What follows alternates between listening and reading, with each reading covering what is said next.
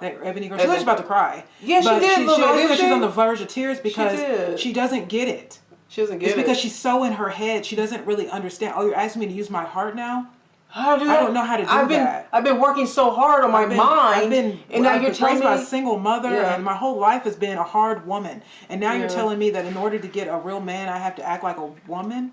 How do I do that? How do I do that?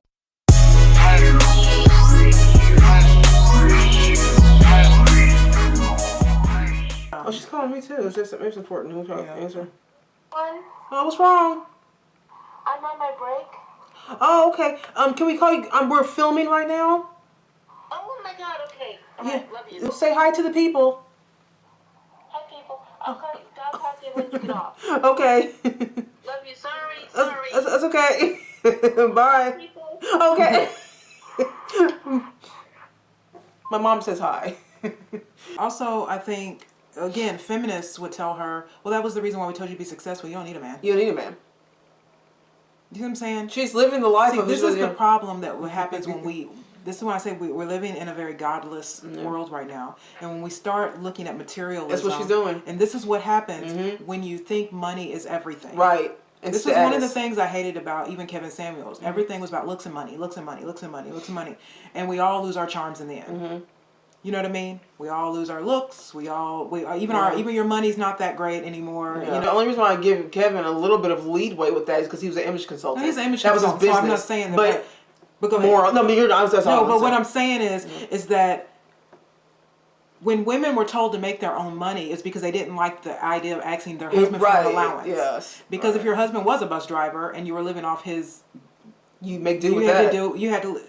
Live household with what he made. Yes. And most men at those times, if they needed more money, they worked 2 jobs. And women waited for them and made sure everything. But women work within, that's called frugal woman. You were supposed to make do with what your husband makes. But feminists came in and said, well, your husband, that's degrading. You shouldn't have to go ask your man for money. You should just go out there and make it yourself. But what they never told them was that the instant you spend all your time making money, Kevin Samuels even said he had broke down there how many men actually make 6 figures. Yes. It's not a lot. No. Most men don't make that kind of money. So if you're a woman that makes that kind of money, you're looking for someone to provide. First of all, you don't need anybody to provide for you. You have money. It was never about the things they told you it was going to be about. Yeah. If you made your own money, you could trust a man now because you don't need to rely on him. But what they never made you realize, it was never about money. You know what I mean? Because she still wants someone to provide for her. Not because she's money hungry, but because she's a woman and that is instinctual for us. Right. To want a man to have more than us. So it was better when we didn't have all these college degrees and all this money because we had a lot more to choose from. Yeah. Because actual regular men could provide for a woman and were more attractive to a woman because you had more money than us anyway. Which, by the way, the earning thing, there's a lot of debate on that because a lot of statistics are showing too that men are out earning women still because of the type of jobs they take.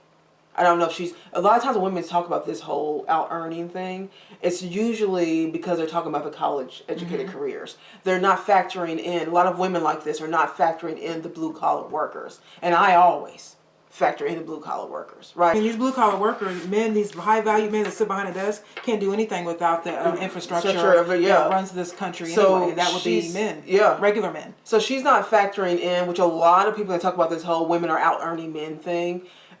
Many statistics are showing the exact opposite only because they're talking about the college educated thing. We're not factoring in the massive amount of men that are 6-figure blue collar workers, by the way. And I know some. So I'm just saying, you know, a lot of men are making a very good living with jobs that don't look cute for you. So I think that she has all the money, right? She has all the stuff. She has all the status and all the stuff. I think that, you know, she doesn't need, you know, her mentality, I don't need a man. That's what her, she's been living like that. I don't need a man. So the only other reason why she would be not want to date the bus driver is because of status. She doesn't like the way it looks on her. Broke women that are out here who don't have a lot of money. I mean, Kevin Samuels did a really good job about saying that. He said all these women want this 10% of men. Yeah, like it's not a lie. And they ignore the 90% of men that are out here doing good for themselves. Yeah. You know what I mean? And he's like, and again, I was watching the thing, there was a girl said that high value men are overrated. Yeah. And she married a regular man. Yeah, which a lot. And because I guess she dated some high value men, and she said she didn't like their personalities. And she's like, and so I ended up marrying a man who was just a regular guy. And she's like, and I had the best marriage ever. And I think that, and I know what she's saying, because I think what she's trying to say is, I think, like Kevin said, we focus too much on this little group of people. Yeah. That we think that, what about the 90% of men? We did a video about this. Yeah. What about the 90% of men? Good men out here working sanitation hard. workers, bus drivers, just, I don't care what it is, teachers, whatever you are, okay? It's a regular guy. It's a regular Joe. He's not out here going to galas. He's not doing all that, okay? He's just a regular guy. That's like 90% of men. But even Kevin said, some of you ladies would date some of these men, you wouldn't even like them. Right. It's like you have an image because of shows like The Real Housewives. You think that it's fun. It's fun when a guy can just give you Bergdorf Goodman. Yeah. And the doors just open for you and you can just do that. See? But there's no happiness in just having materialism thrown at you all the time. So her problem is really just that she's too stiff, masculine, and controlling. And that is loud, by the way. Her whole, everything about this woman is very loud. So I think that's what she's probably dealing with. That's probably what she's dealing with to me right now. But the bus driver thing, and also preference, you guys. If she wants to not date a bus driver, she's allowed to not date a bus driver. But that's not what this is about. This is deeper than that. She's you're right. By the way, she'll get married. She's pretty. Yeah. She'll get married. These women always do. Yeah. She'll get married and she won't date a bus driver. She'll date someone Somebody that's around on her her level. You know what I mean? She's on that level of people. She'll eventually find somebody. But what this should show the masses of women is that maybe sometimes it's better to live modestly. Yeah. It's okay to be poor with someone. I mean, I hate to say that, but I'd rather be poor with someone. Me too. Because I've dated high value.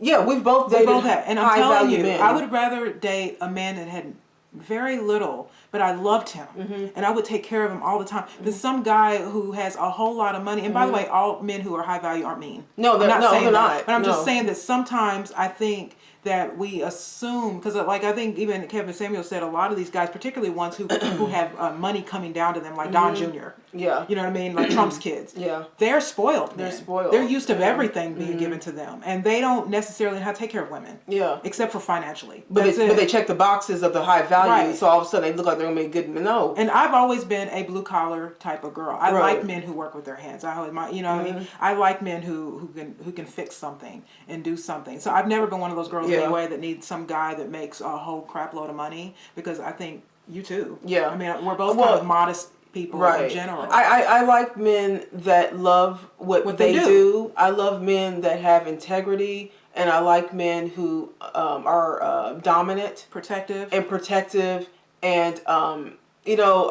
masculine. So those characteristics of a man, to me, does not come with a certain job. You know what I'm saying? So to me, those characteristics that I look for in a man does not come with a job title type. And I think what a lot of women do is that they think, like she does, that those kind of characteristics comes with men can only be that way if they come with the money. But you can be driven. You don't have to be driven and be a CEO. You can be driven and be driving a bus. Right. You know what I mean? I'm talking with about that. a man's morals. Look how he goes out every day and works. As a woman, if I saw my husband and I was an at-home wife and I saw my husband doing 2 jobs, you don't think I would be pressing his clothes and making every dinner and why? Because I respect him. I start with, you know what I mean? Like I start with character first instead of money. The reason why, money and status. Money comes and goes. The reason why I start though with character first, because I think men of character and integrity are already going to be on the road to where they need to be financially. Successful. So I'm not worried about their money. I'm worried about their character, because if they don't have character and integrity, I know that is going to be a bad deal for me. You know what I mean? It's going to be a bad deal for me. And so I feel like when women start with, he's got to be 6 foot tall, he's got to have 6 figures, he's got to have this kind of car, he's got to have this type of job. When women start with that jargon, I think that they set themselves way back. I always start with how a man is in his state of being a male, a man, a masculine part of this world. I'm not worried about the money part, because I know a man like that is driven. And he's gonna, one way or another, he's gonna figure it out, and if he doesn't make 6 figures, it is not ladies, it is not the end of the world. And I don't Most believe him, men don't. I don't believe in men being just broke. I don't think any man should just be not driven or ambitious. And you should never marry a man who doesn't have any kind of drive. Right. You know what I mean? That's the first thing. Yeah. It doesn't really matter what he's kind of doing, as long as, like y'all said, I only want my husband to love what he's doing. That's because it. I think if he doesn't love what he's doing, then he won't be happy when he comes home, and he will take it out on you, and you'll be hearing the woe is me speech all the time, and but. And I will help you. And I will help you. And see, the thing is, that's the thing with women, though, good women, is that you're supposed to want to help him with his dream. Mm-hmm. You're supposed to help him with that, and that's just going to expand the happiness of the home even more, because now you're making sure everything is running right at home. He's making sure everything's going good, where he's trying to get his dreams going or whatever. It's just I don't know. I fear for women when they talk about money first and status first and how they're going to look first. I don't like that, because I know that is going to create a humongous problem, and it always does. And the vows are for rich or for poor. Yeah, it is. And you're supposed to be in sickness and in health. Mm-hmm. What if your woman gets cancer and she loses all her hair? She's beautiful in another way. Yeah. But what I'm saying is that when men get too lost in looks, a woman's not going to look like she's 22 for the rest of her life. Right. So getting wrapped up in that too much is stupid also. Right. But then on the other hand, if a man comes in with money, what if he loses it? Yeah, then what? Because that can happen. Money is not, we're not supposed to love the things of this world. No. For whatever we want, expect, we're told we were going to get, we got to look at the numbers and what's available on the marketplace. So you're certainly not wrong in the analysis. And Yana, let's tell the truth and shame the devil. We know what you got in that prenup would never be little. It'll never be small. Child, that's a big old mound of assets. But that's okay. Let's spend a little more time just so we're really clear in this conversation, Dr. Van Zandt, difference between masculine energy and feminine energy, because I know that is not necessarily gender assigned, right? This is bigger than that. This is bigger than genitalia, right? Right. Absolutely. When we talk about man is mind, woman is heart. And so many of us have guarded, broken, closeted hearts that we do everything from here. And here, as a woman that's been educated, that, like you said, has a degree, here will run out. Here will lie to you. This will never lie to you. But we've been taught not to trust this. We've been taught not to trust our knowing, our intuition. But a man can have a good idea and be brilliant, So we want to have good ideas. But for us, our power is in knowing. And it's in getting that intuition and moving on it. That our power is in what we feel, not necessarily emotion, but what we feel in our body. But so many of us are out of touch with our body. We'll give our body to somebody else before we really get in touch with it ourselves, because we're so busy doing till we don't know how to be. When I talk about feminine energy, again, I'm talking about the grace, the compassion, the humanity. I'm talking about mercy. I'm talking about silence, stillness. I'm talking about flow and movement. I'm talking about speaking from a place of intuitive knowing, love. I'm not, and that's not the masculine way. The masculine way is justice, structure, power, it's control. That's masculine. Feminine is dominion, not control. But most of us, many of us, I'm in recovery, are control freaks. So it's a whole nother way, a whole nother vibe. She raises her hand. There's a whole nother vibe that we can tap into, that we have to tap into, because the world is dying. This society, this system is coming down. And if we don't step into our power as women, we're going down with it. With the fall of the materialism and the collapse of the systems and the structures. How many women do you know with degrees could live outside and survive for 3 days on the earth? How many do you know? I know I can. I know what to eat. I know where to find water. I'm not saying we got to go back to the rustic times of the wild, wild west, but I'm saying being in contact and in touch with the earth in a way that empowers us. Yeah. Take the pants off. Take the pants off. Let your hoo-ha get some air. A new definition to breathe again, huh, Yanla? Listen, it's funny you say that. I only can survive the wilderness, and I know for sure, and I actually was able to do it for about 12 days because I was on a CBS reality show called Beyond the Edge that challenged me, though. It challenged me to do those things in a way I'd never done before.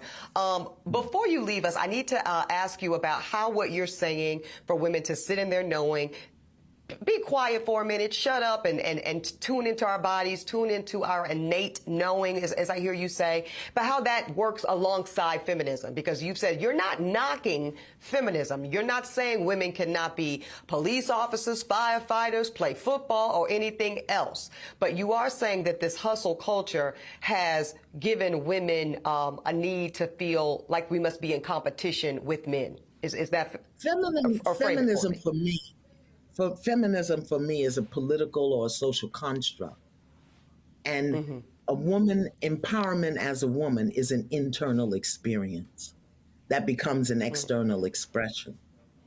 I can be solid in myself as a woman. I may not want to play football or carry a gun on my hip. I may not. But the distinction is I'm not looking to anything outside of myself for my power. Not. And I know that everything is coming to me to stretch, strengthen, grow me into my authentic and original being. And inside, I'm not guarded. I'm not harsh. I'm not brutal. I'm not violent. I'm not violent in my speaking. Women speaking today is so violent toward themselves and toward one another. So I'm not talking about a political construct, the women's movement. Right. I'm talking about the move of women for themselves, within themselves, so that they can be themselves in a completely different way. It's internal. I hear you. I'd be more happy if she had just shut down feminism altogether. Y'all over here trying to defend the women's movement. No, I don't think so. Sorry, good try, but that isn't what the feminist movement was about. It was about holding into your own power. Women had their own power. Hating men. We were literally housewives. Right. Your power wasn't running the house. You know what I mean? And we were doing a very good job. We were raising our kids, and our kids weren't. We didn't have schools being shot up. Right. When we were at home, we didn't have overweight kids when we were at home. We had a lot of marriage. We had an 80% marriage rate. All races of people. We didn't have all of this, feminism is women protected the children against the world while their husband was gone. Yes. You know what I mean? So feminism is a complete, an utter failure. I wish I honestly just wish Yana would have just said, because she don't believe it. Because she's a Democrat. Yeah, she's a Democrat. She's still kind of a feminist. But I feel like if women need to shut feminism down. Period. And by the way, I am talking about women who are trying to be police officers. Me too. I was going to say that. What do you mean? I am talking about that. Yeah. Because they have to lower the bar for women to get in. If women want to be cops, then they need to do the same thing that men do. And then if you get through, you get through. But the truth is, I am saying that. Yeah. I'm saying that when women try to be exactly like men, it creates these women. Yeah. Everything y'all are saying right now is right, but until one of these women just say feminism is wrong, women need to go back to their place. I'm not ready to hear that. Then this is going to go through one ear and out the other, because what she's trying to do is hold on to feminism and also tell women to be a lady. The whole reason women can't be ladies is because of feminism, Yanla. Stop trying to hold on to it because you did it. It doesn't work. Her words that she's saying is telling you. She's telling us that it doesn't work. Two ends of the coin. You can't do that. What we're saying is one thing. Feminism sucks and needs to die. And what she's trying to do is hold her audience, because she knows a lot of black women watch her, and a lot of black women are over. She's using all the buzzwords, crowns and black queen and feminism. Hold your power inside and all of this crap. that we keep getting thrown at us. Like, no, be a woman and stop with the feminism stuff. It's a joke and it's a lie. One thing before you leave us, I have to ask one thing about dating. The reality is there are more men right now, Ayanla, on dating apps and seeking partnership than there even are women, contrary to popular belief. And a lot of men say that they're struggling, probably because of what you named earlier, probably because the expectations of many of the women are out of sync with what society is offering at this point in time, blah, blah, blah, blah, blah, blah, blah. How do women adjust our energy so that we are more successful when it comes to dating? If we're looking to date. Do we just want to date or do we want to be partnered? That's one thing. If you have in your consciousness you want to date, you can date forever because you're going to find something wrong with everybody. But if you want to be partnered, my question is, what is your vision? What is it that you see for yourself, within yourself, about being in partnership? And are you willing to be in partnership as a woman, or do you want to be a dude having a relationship with a man? And when I say a dude, I mean how you manage yourself, how you talk to men. We got to stop talking to these men like they're boys. Even if he is driving the bus and he don't own it, or picking up trash, even if he did this 7.5 to 15, that doesn't give us a right to use this divine instrument called a throat and a voice to demean somebody. But you know what? If we demean each other, we're going to demean our men. And we have to remember as women that while we, you put a woman, she's got to feed the babies. So she's going to do what has to be done. We have a level of tenacity that many men haven't experienced, particularly men of color, because their genetic memory is that if they're too much, if they're too grown, if they're too big, if they're too smart, they're going to get hung. That's a genetic memory. Yeah. So we have to understand that who they are as men, I don't want to say is fragile or delicate, but it's more sensitive to our mouth. And our mouths are our mouths are out of order. I'm sorry, with each other, but definitely with men. And I'm raising my hand. The only reason I can speak this is because I've lived it. And I knew how my life changed when I shifted from external masculine aggression to an internal knowing where I get my guidance and my direction. It's just different. And most women think it won't work in the world. But look at me. And there are hundreds of me. I'm not alone. Yeah. And none of us are beyond growing and learning. So I deeply appreciate the exchange. What she's saying was right, except for the black victimhood. When she started with the except for the black victimhood, she was going on the right track. So that whole PTSD from slavery, y'all already know. And by the way, I don't want to get if you talk to a white man like that and you're a white woman, they don't want to hear that either. Right. This isn't. We can go on a whole spiel with the whole black people feeling oppressed from slavery. Y'all, we have been down that road, but it's a whole different show. I don't agree with that whatsoever. Which is another part of this whole victimhood is also what makes us in this position. Yeah, you know what I mean? We have to stop acting like victims. And so the thing is, it's like what she's saying is right, but I mean, again, if you're not going to talk about feminism, Iyanla, the way it really is. Yeah, like stop it. And what it really was meant to be, then these women aren't going to get it. You can see to her, she's like a robot. Yeah. That Ebony girl, she was about to cry. Yeah, she did. She's on the verge of tears because she doesn't get it. She doesn't get it. It's because she's so in her head, she doesn't really understand. Oh, you're asking me to use my heart now? I don't know how to do that. I've been working so hard on my mind. And now you're telling me, by a single mother, and my whole life has been a hard woman. And now you're telling me that in order to get a real man, I have to act like a woman?